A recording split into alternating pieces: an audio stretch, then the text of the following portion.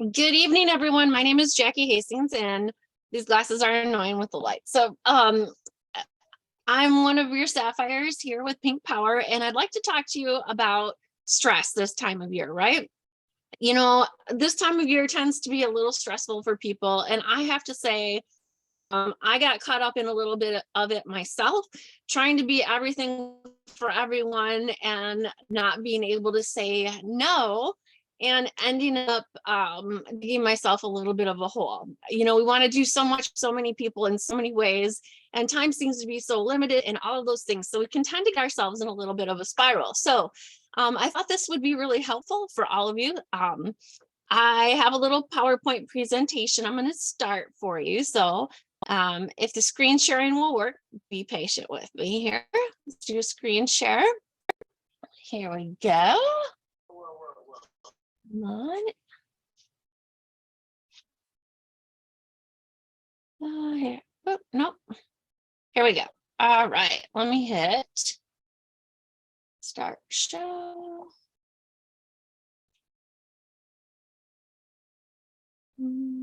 Slideshow from the beginning. Okay. So, like I said, I was feeling a little stressed, and I think a lot of people can relate this time of year. One of the things we tend to try to want to be the best at everything, the best presents, holiday parties, food, best of family, business, the clean house, with the Lord, keeping track of everything and being the best of everything for everyone. But those are our fallacies. We can't do it all. Those are thoughts in our heads that we put there, and we have a tendency to create a lot of our own stress. I love this quote from William James: "The greatest weapon against stress is our ability to choose one thought over another." All of those things on that list are choices that we have the option to make. You know, in our choice to try to be everything for everyone, we have this thought of a Renaissance man. It's an outstandingly versatile, well-rounded person. One well-known example would be Leonardo da Vinci. He was a painter, writer, inventor, scientist, artist, engineer. Everybody knows him, right? Historical records do show that he spent excessive time planning projects, but lacked perseverance. He accomplished many great things, yet he also left many undone and illegible. He went through bouts of extreme activity and short naps. He's thought to have ADHD, and he ultimately passed away due to a stroke. So trying to be the best at everything leaves us short in a lot of places, even for these magnificently famous people. We're in our team, we're looking at this book. It's called Strength-Based Leaderships. And one concept in there is great teams are not made up of many well-rounded players. Great teams are made up of a variety of players, each having their own strengths. So if you try to spend your life being good at everything, you'll never be great at anything.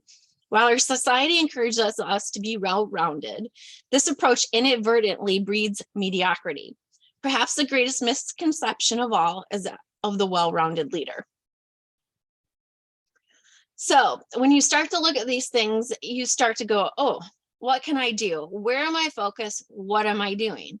And this gets back to some of the leadership things. So what I'd like you to do, grab a pen and paper and write down 3 plexus-related goals you have right now. So whether you're with this team, you're newer, you've been here a while, you know, some of these goals are more for one than the other, but we can all have measurable goals. We want a time frame on them, and we want them measurable. Some examples might be, I will earn the North Face jacket this month. I will help one level 1 go silver this month. I will reach the next rank by February of 23. I will be consistent with my product use for 90 days. You know, that's a great one if you're new to this team.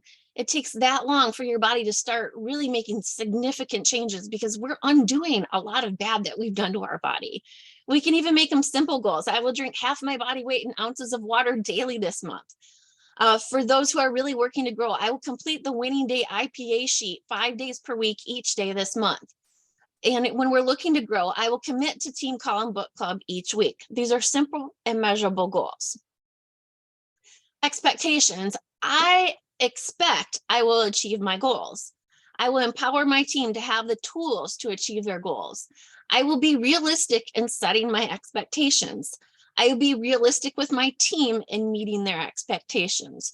And those realistic expectations need to be going both ways, for me and my team, and for my team on me. And I have to be strong enough to say whether those are realistic or not.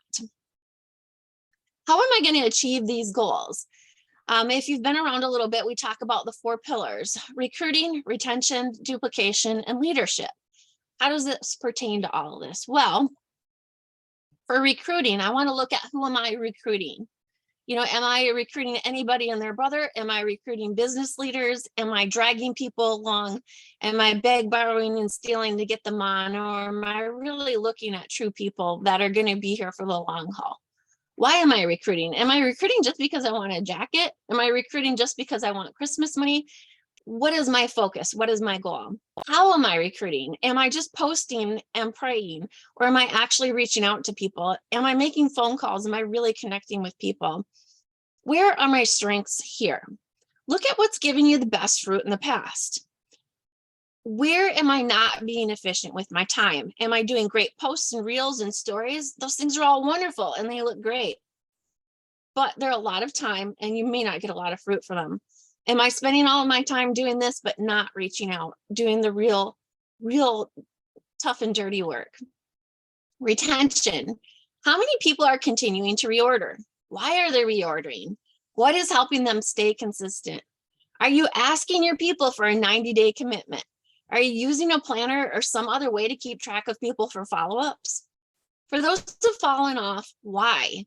Do you know their goals? Do you follow up with them? What does your communication with them look like?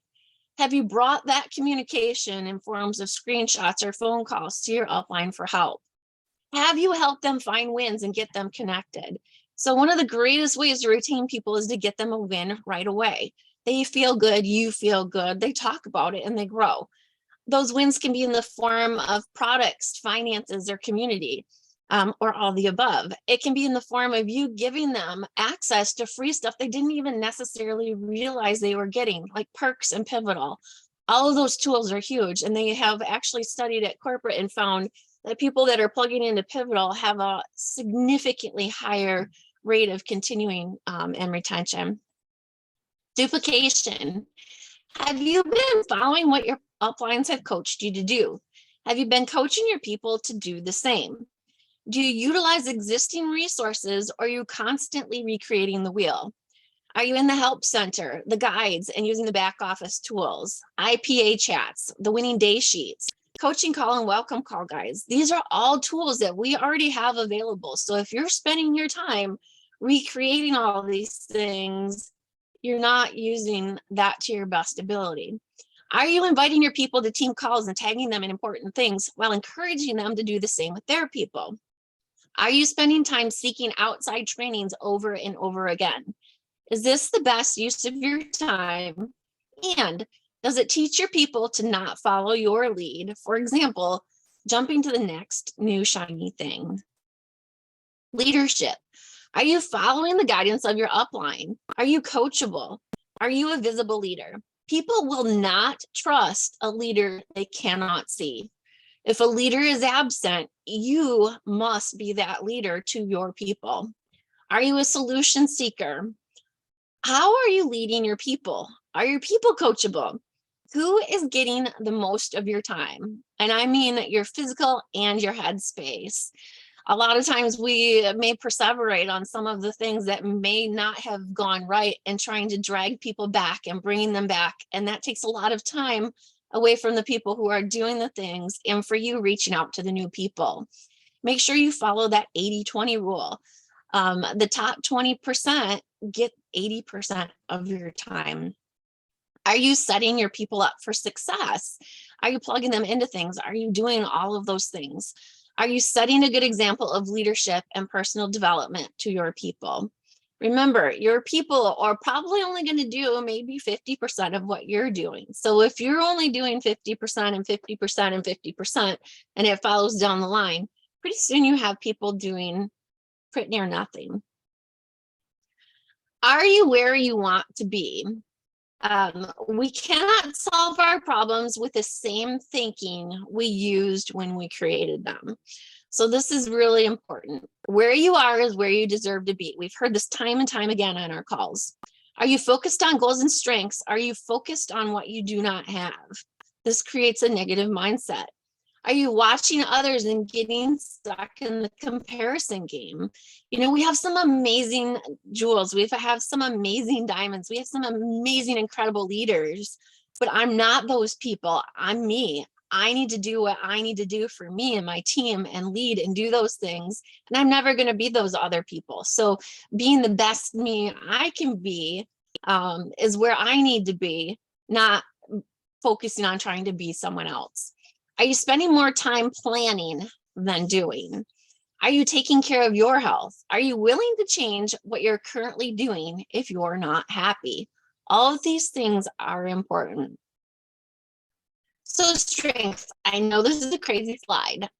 In that Strengths Finder book that I'm reading, they came up with, I believe it's 32, if I remember correctly, primary strengths. And each one of them, when you take this test, you'll find some different things about them. And it's not saying that you don't have strengths in other areas. It's not saying that you should only focus on those things, but grow in the strengths that you have. So, and recognize what those strengths are and where those strengths can also be your weakness. So, I'm a pretty open person. You guys have probably already figured I'm a little nerdy, but I'm going to share my strengths with you and how they relate to the 4 pillars and growth. So my strengths: input. People exceptionally talented in the input theme have a need to collect and archive. They may accumulate information, ideas, artifacts, or even relationships. So yeah, I save a lot of info. I have a lot of things saved on my phone. I've got files, all sorts of things, ideas, writing things down of all of this stuff. So my strength in this area is when people need a graphic or they need some information on something, they know to come to me versus wasting their time digging and digging and digging. Or I also know and have learned to direct them to the area that they need to go to find this so that they can grow in this as well. The negative of this strength is you can get in accumulation of information mode where you're accumulating, but you're not doing. So that's something that you have to be very cautious of in this area. Developer. People in this area recognize and cultivate the potential in others. They spot the signs of small improvement and derive satisfaction from evidence of progress. Nothing makes me more happy than I see my people succeed. It's fantastic. But the thing that we have to watch out if we're in this category is trying to drag people along and wanting that growth more than they do, putting, you know, and then following that 80-20 rule. So we have to be careful in this area, but also knowing that you have that excitement and everything when you're trying to grow with those others and you see that in others and you pass that on. Beliefs have always been strong for me. Out of these 8 values emerges a defined purpose for your life. So I have firm belief in this company, these products, this legacy, all of those things. That is something that when I'm talking to a new person, they can feel and understand because I live it.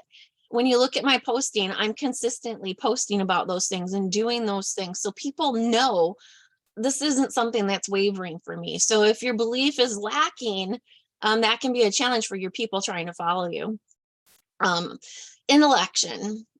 People exceptionally talented in this area are characterized by their intellectual activity. They are introspective and appreciate intellectual discussions. So yes, that's our nerd factor, right? But we have to also be careful too that we don't word vomit all over people because not everybody cares about the different things on every single ingredient in a product. So that's definitely something we have to be really careful about.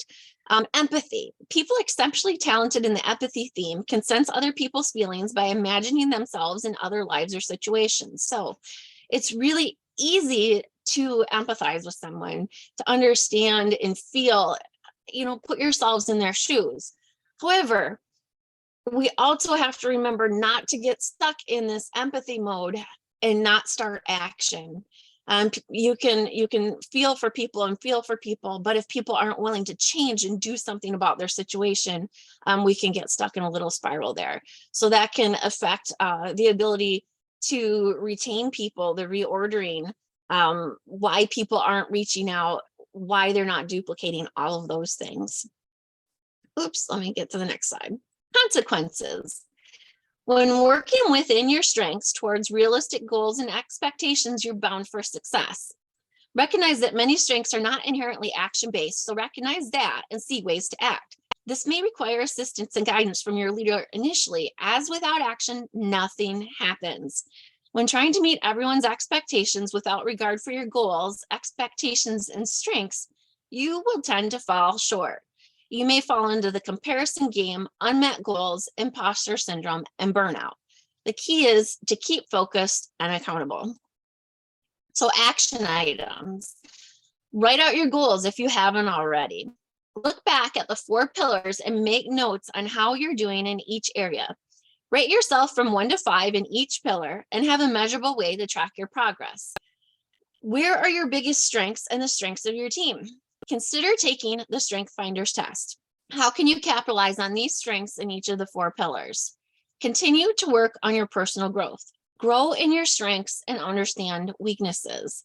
Accept and ask for coaching about the best use of your strengths, and be willing to find a way to work around or through your weaknesses and those of your team through each of the 4 pillars.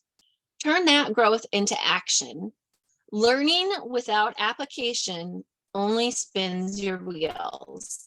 And then repeat next month, the next month after that, the next month after that. We have to continue to monitor what we're doing and be able to make changes. All right, stop my screen share.